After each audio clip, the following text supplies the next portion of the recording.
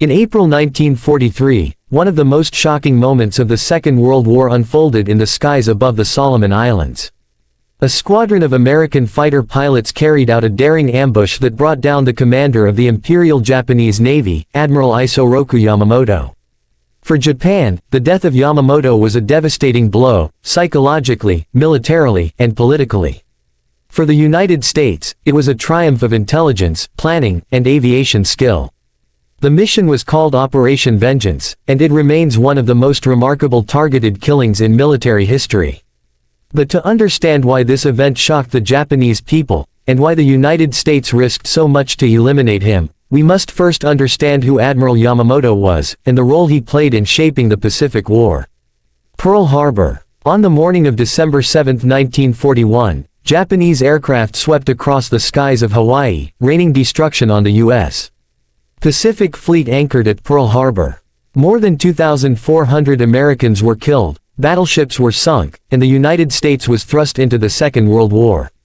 The mastermind of that attack, the man who had devised the plan, convinced his superiors to approve it, and oversaw its execution, was Admiral Isoroku Yamamoto.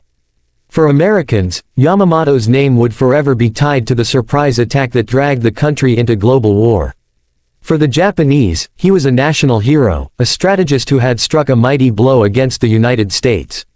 But Yamamoto was not a man of simple character.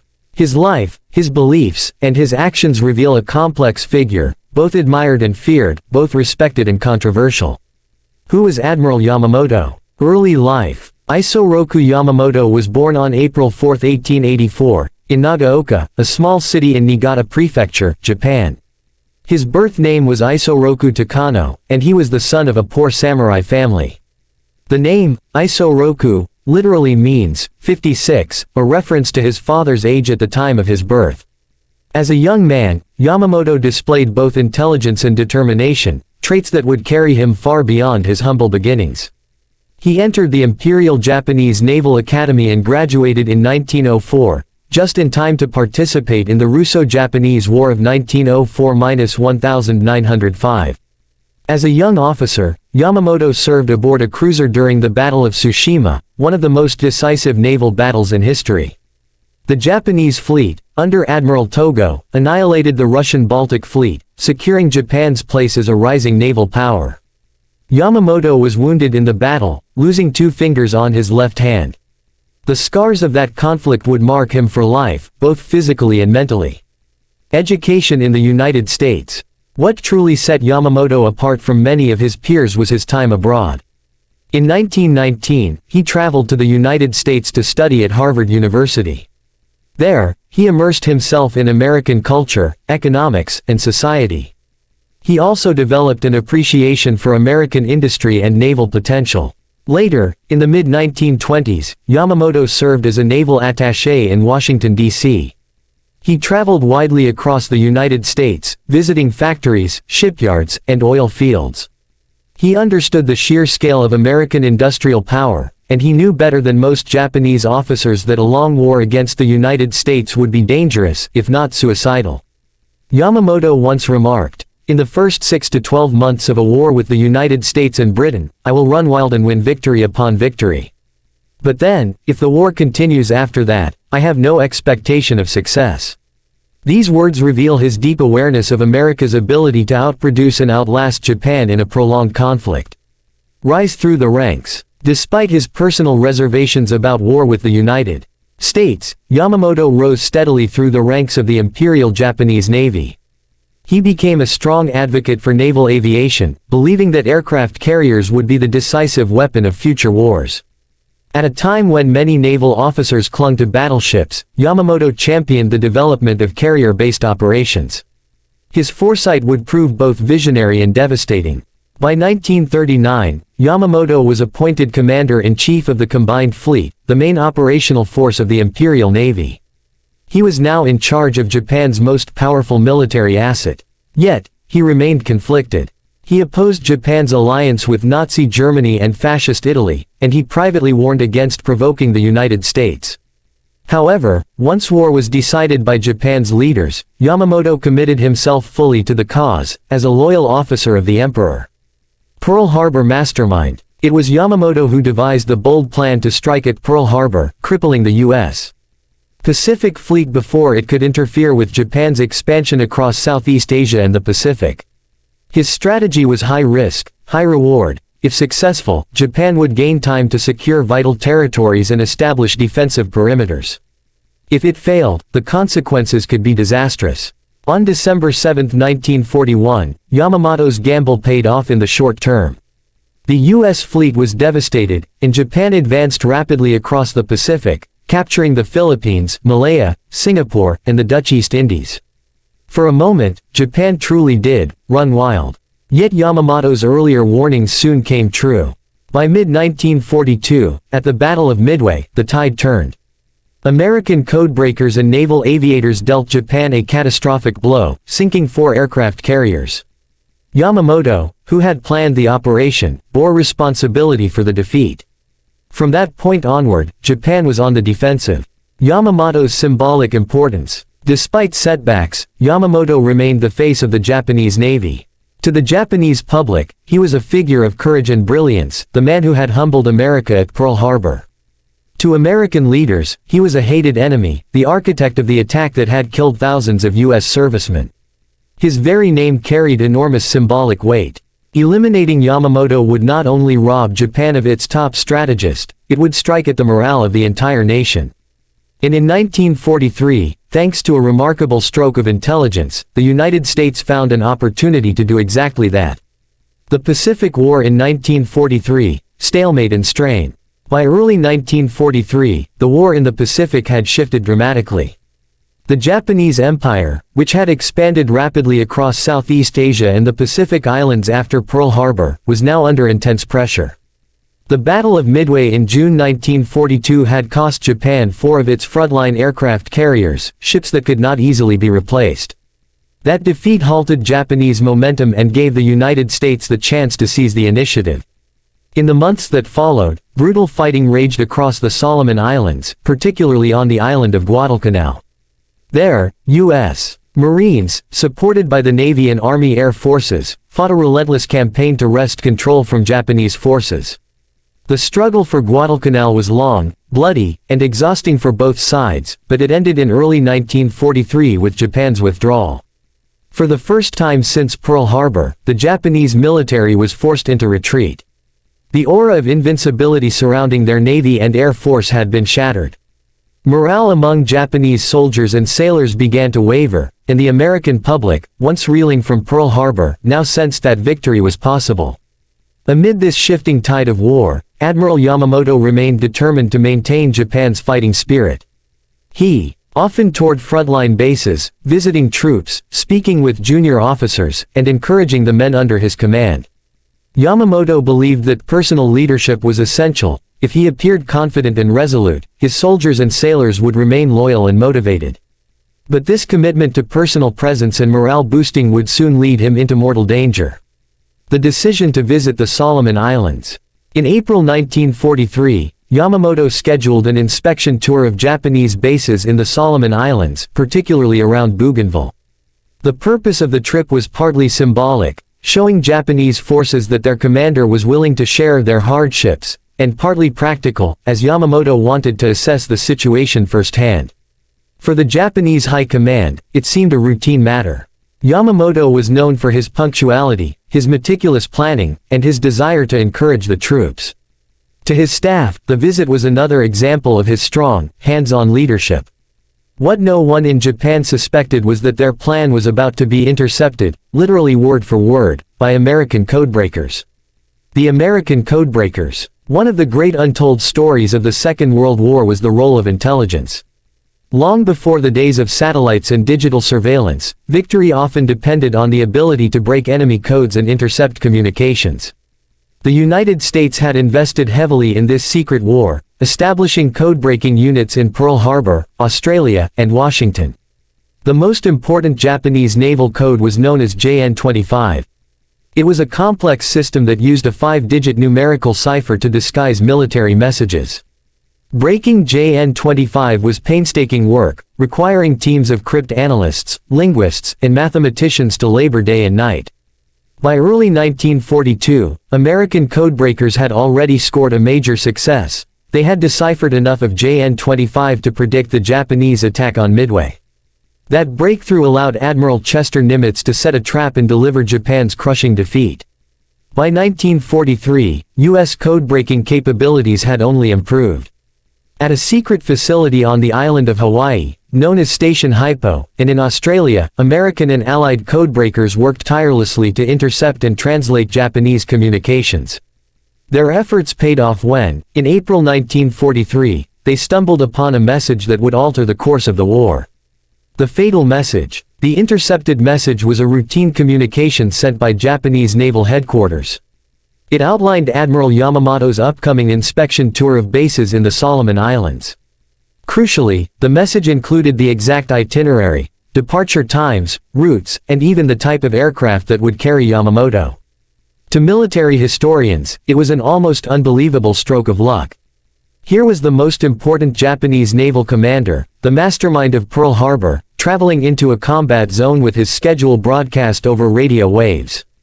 And thanks to American cryptanalysis, the United States now knew precisely where he would be and when.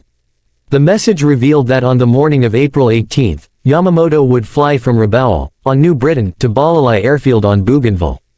He would be traveling in a Mitsubishi G4M, Betty, bomber, escorted by 6 Mitsubishi A6M0 fighters.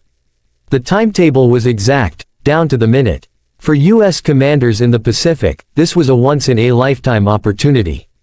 If they could intercept Yamamoto's aircraft, they could decapitate the Japanese Naval Command and deliver a devastating blow to enemy morale. The decision to act. When the intelligence reached Admiral Chester Nimitz, commander of the U.S. Pacific Fleet, and President Franklin Roosevelt in Washington, the question became, should they act on it? Targeting Yamamoto was both an extraordinary opportunity and a significant risk. Sending American pilots deep into enemy territory to ambush his plane meant flying hundreds of miles over open ocean, pushing aircraft to the limit of their fuel capacity, and exposing them to Japanese fighters. If the mission failed, the pilots would likely never return. Yet the potential reward was too great to ignore. Yamamoto was not just another officer. He was the symbol of Japanese naval power, the man who had humiliated America at Pearl Harbor. Killing him would send a message to both sides, to the Japanese, that no leader was safe, to the Americans, that justice for Pearl Harbor was being served. After brief but intense deliberation, the order was given. The mission would proceed. The operation was given the codename Operation Vengeance.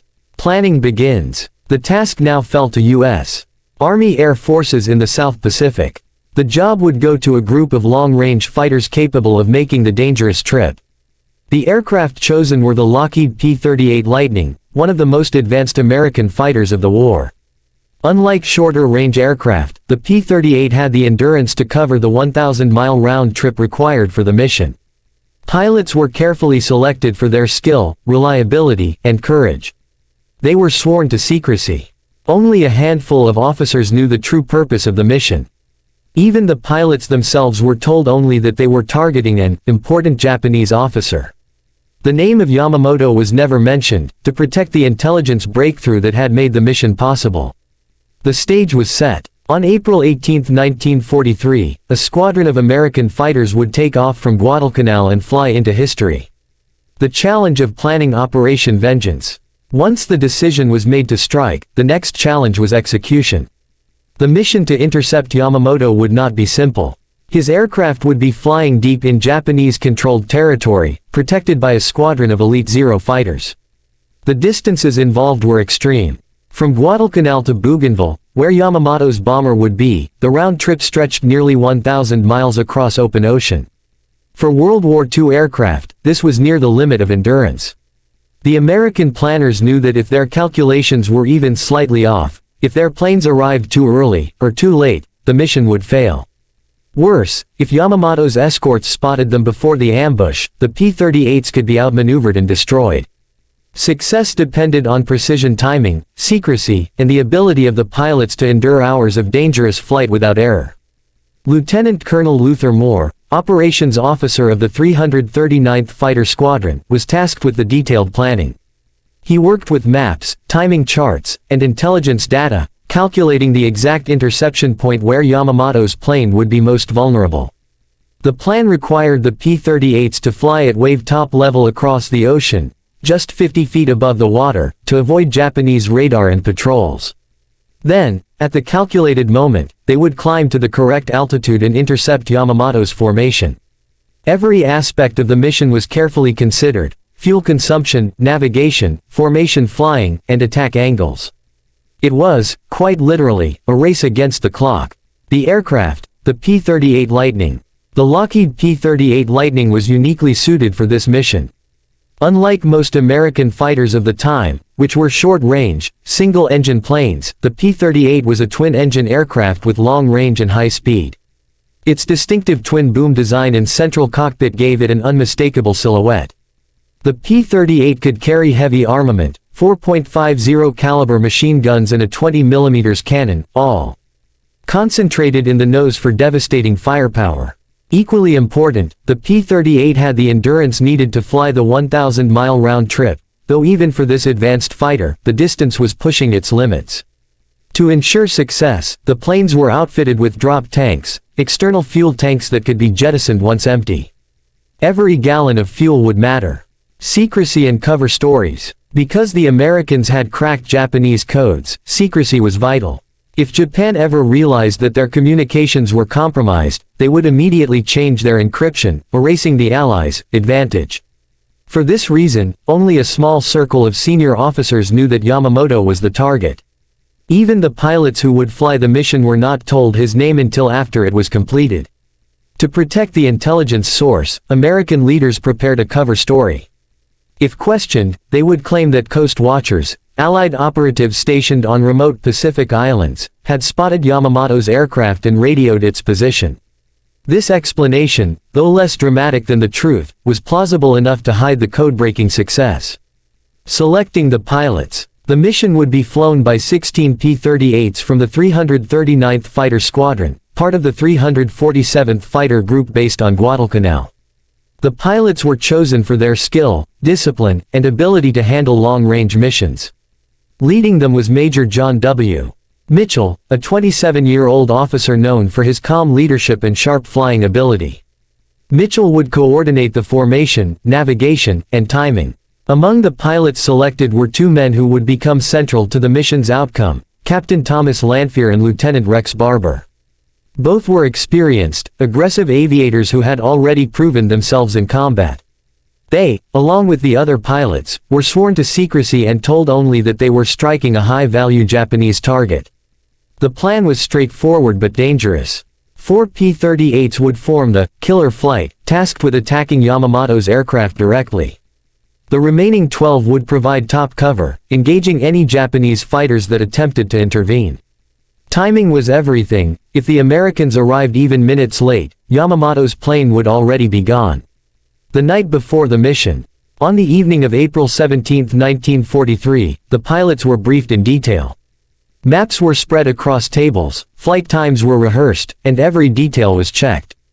They would take off early in the morning, fly at wave-top level for hundreds of miles, then climb at the last moment to intercept the Japanese formation.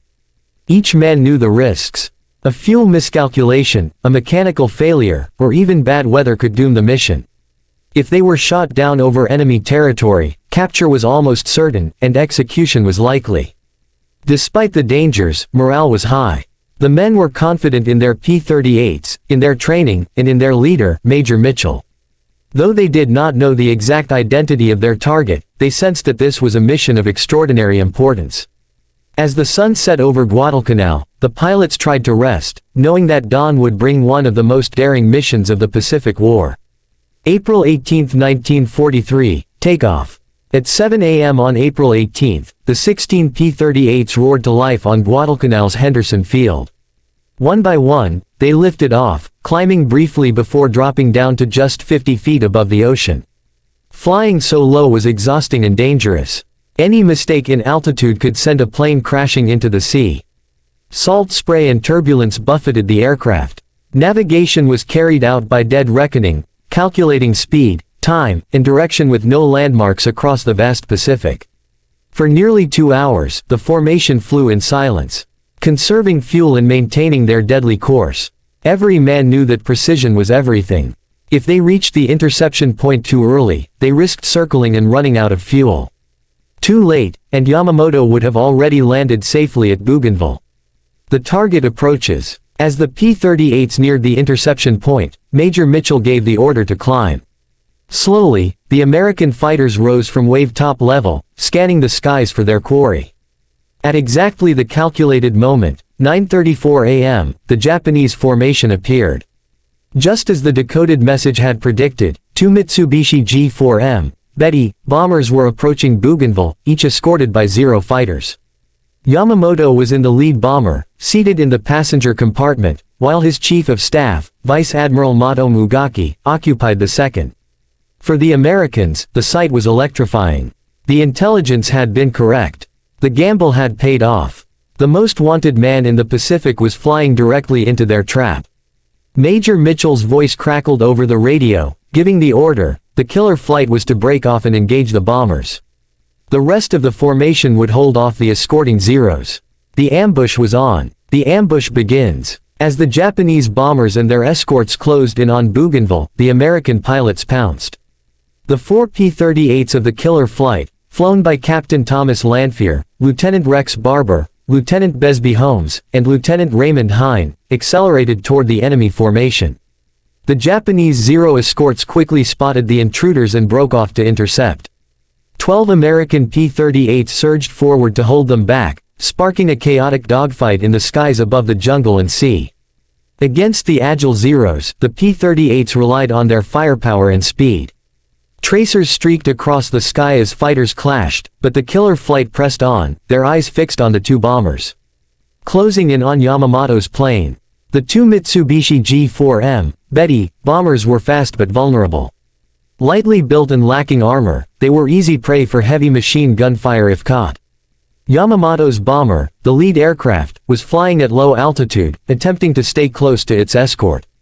Lieutenant Rex Barber, pushing his P-38 to the limit, closed in on Yamamoto's aircraft from behind and below. He lined up his guns, squeezing the trigger. A stream of bullets ripped into the Betty's engines and fuselage. Smoke poured from the bomber as it lurched downward, losing altitude rapidly. Captain Lanphier, meanwhile, claimed he turned into the Japanese formation head-on, firing bursts that tore through the lead bomber as well. In the confusion, both Barber and Lanphier believed they had landed the fatal shots. The death of Yamamoto. Inside the bomber, Admiral Yamamoto sat in the passenger cabin, dressed in his uniform and clutching his sword. As bullets shredded the aircraft, the left engine exploded, and the bomber rolled sharply before crashing into the jungle below. The wreckage tore through the dense canopy, scattering debris. Yamamoto was killed instantly, still seated upright, his body later found with his hand on the hilt of his katana. The second bomber, carrying Vice Admiral Mato Mugaki, was also attacked.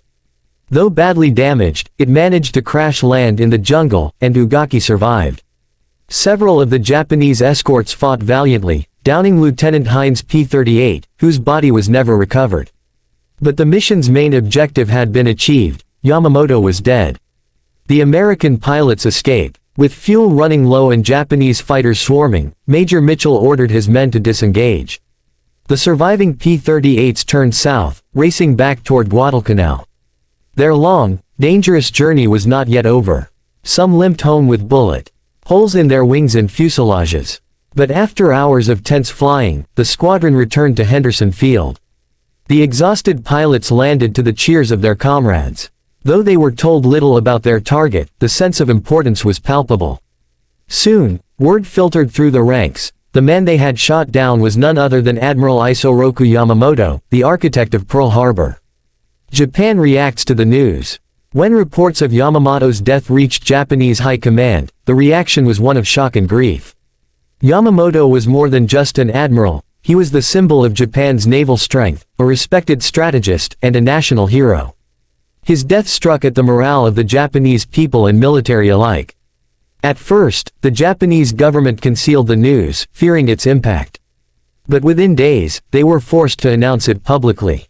Radio Tokyo broadcast the announcement with solemn reverence, describing Yamamoto's death as a noble sacrifice for the emperor. Across Japan, ceremonies were held, and Yamamoto was mourned as a fallen warrior. The funeral and national mourning. Yamamoto's body was recovered from the jungle wreckage, cremated, and returned to Tokyo.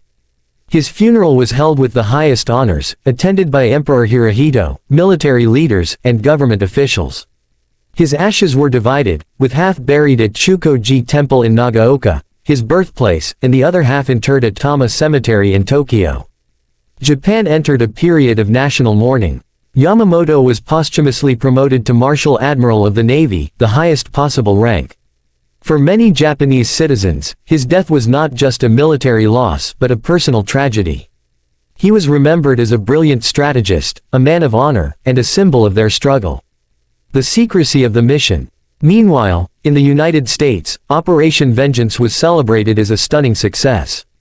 But secrecy remained essential. Officially, the story was that coast watchers in the Solomon Islands had spotted Yamamoto's plane and relayed its position. In truth, the mission's success had come from America's code-breaking triumph, but this fact remained a closely guarded secret. Even the credit for who exactly shot down Yamamoto became a point of controversy. Captain Thomas Lanphier and Lieutenant Rex Barber both claimed the kill, sparking a debate that would continue for decades. Regardless of who fired the fatal shots, the mission had achieved its goal. Yamamoto, the mastermind of Pearl Harbor, was dead. The impact on the Pacific War. The death of Admiral Isoroku Yamamoto in April 1943 was a major psychological victory for the United States and its allies. Though the tactical balance of the Pacific War was already shifting after Midway and Guadalcanal, Yamamoto's death carried symbolic weight far beyond the loss of a single man. For Japan, the blow was devastating.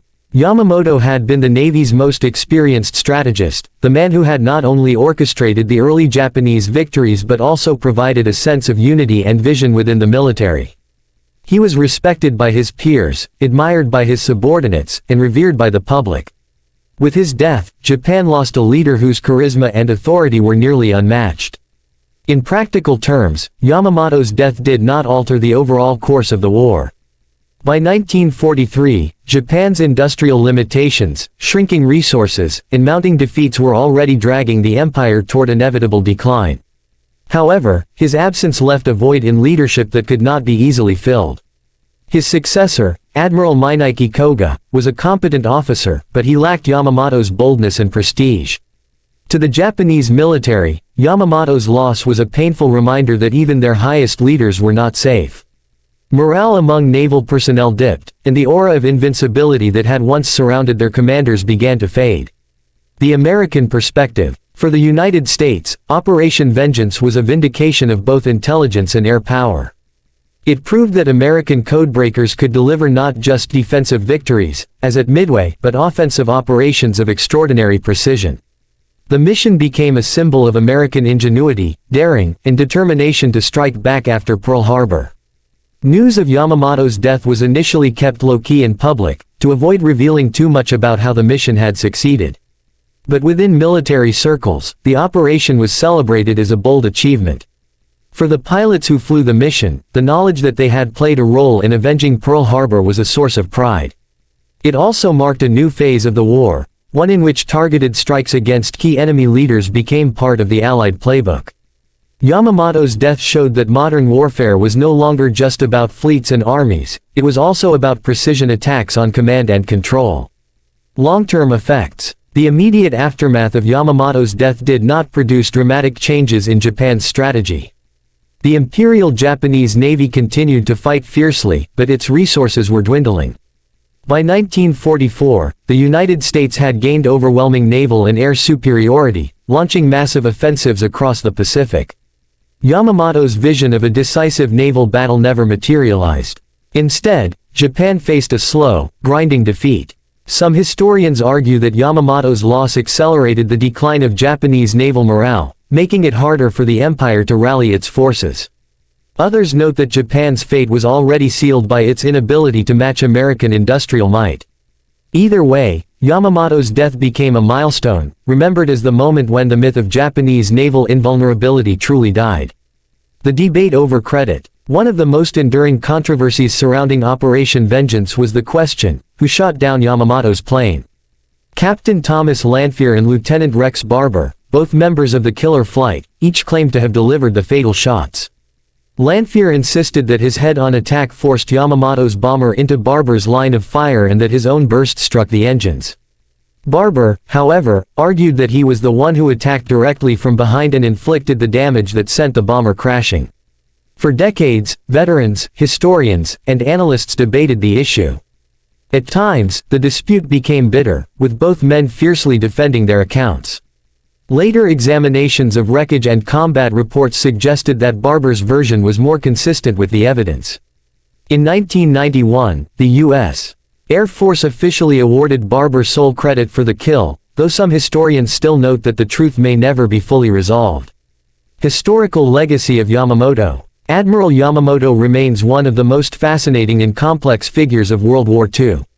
To many in Japan, he was a tragic hero, a brilliant strategist forced into a war he had privately opposed. His warnings about America's industrial strength were ignored by Japan's political leaders, and his prediction of short-term victories followed by long-term defeat proved eerily accurate.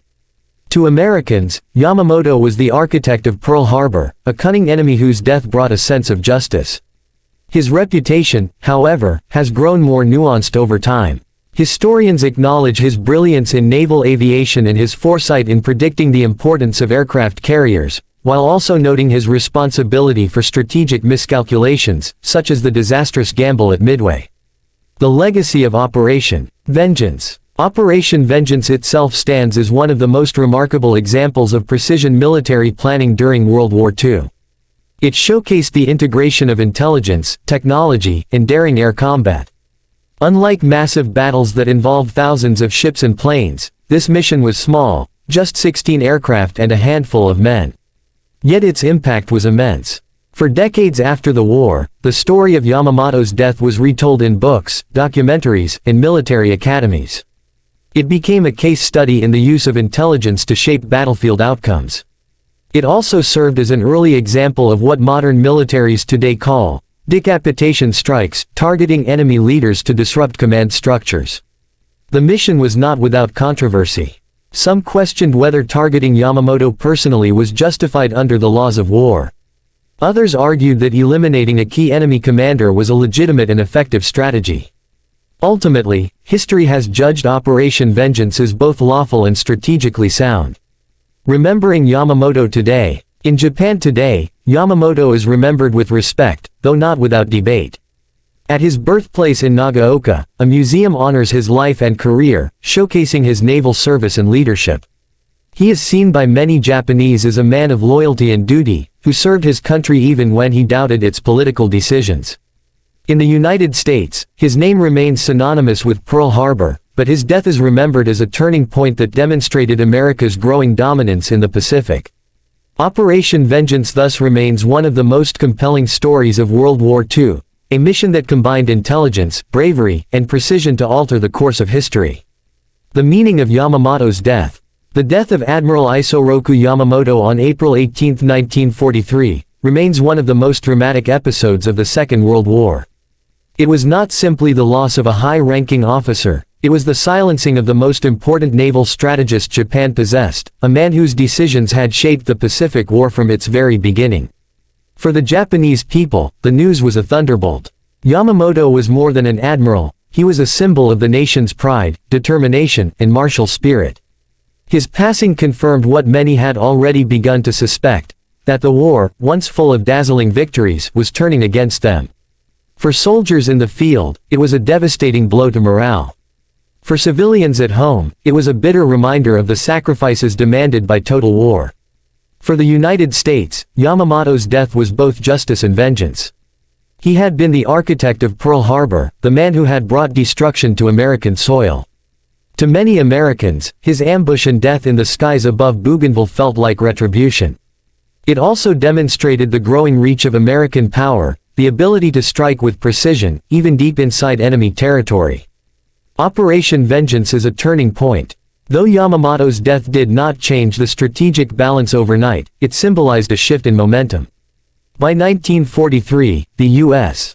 Navy and Army Air Forces were on the offensive, and Operation Vengeance confirmed that the Japanese could be beaten not only in battleships and carriers but also in the very heart of their command structure. The mission highlighted the power of intelligence in modern warfare. Without the code-breaking triumph of U.S. cryptanalysts, Yamamoto's itinerary would have remained a secret, and the opportunity would never have arisen. The operation proved that wars were no longer won by weapons alone, they were also won by information. In this sense, Yamamoto's death foreshadowed the information-driven strategies that would dominate future conflicts.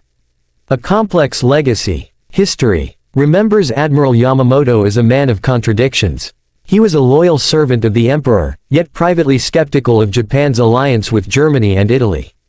He was the mastermind of Pearl Harbor, yet he predicted that Japan could not win a long war with the United States. He was a daring strategist, willing to take bold risks, yet his greatest gamble, Midway, proved to be his undoing. His life and death serve as a reminder of the tragic complexity of war. Leaders are often forced into decisions they know may be disastrous, bound by duty and circumstance. Yamamoto's brilliance could not overcome the fundamental imbalance between Japan's limited resources and America's vast industrial capacity. In that sense, his story is not just about a man, but about the fate of a nation caught in the tides of history. The lessons of Operation Vengeance. Operation Vengeance offers lessons that still resonate today. It showed the importance of intelligence, the necessity of precision, and the value of daring leadership. It also raised questions about the ethics of targeting individual leaders. Was Yamamoto's death an act of vengeance or a legitimate military strike? Most historians conclude it was both, vengeance for Pearl Harbor, and a sound strategic move against Japan's naval command. For the men who flew the mission, it was a defining moment of their lives. They had risked everything, flying at the edge of their endurance, to strike a single target. Their success demonstrated the courage and skill of ordinary pilots who found themselves at the center of history. Why it still matters. More than 80 years later, the story of Admiral Yamamoto's death still captures the imagination. It is a tale of intelligence and daring, of heroism and tragedy, of fate and history colliding in the skies above a remote Pacific island. It reminds us that war is not only fought on the battlefield, but also in the shadows of intelligence rooms, in the hearts of leaders, and in the minds of the people they inspire. For Japan, Yamamoto's death marked the beginning of a long decline, a war that would end in devastation. For the United States, it marked a moment of justice, a sign that Pearl Harbor would not go unanswered. For the world, it remains an enduring story of how a single mission can change the course of history. Closing narration. On April 18, 1943, Operation Vengeance reached its conclusion in the jungles of Bougainville. Admiral Isoroku Yamamoto, the man who had once made America tremble, was gone. His death was a turning point not because it shifted fleets or conquered islands, but because it struck at the heart of Japan's confidence.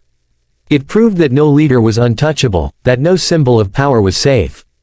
History often remembers wars by their great battles, Midway, Guadalcanal, Iwo Jima. Yet sometimes, history is changed by a single flight, a single interception, a single burst of gunfire.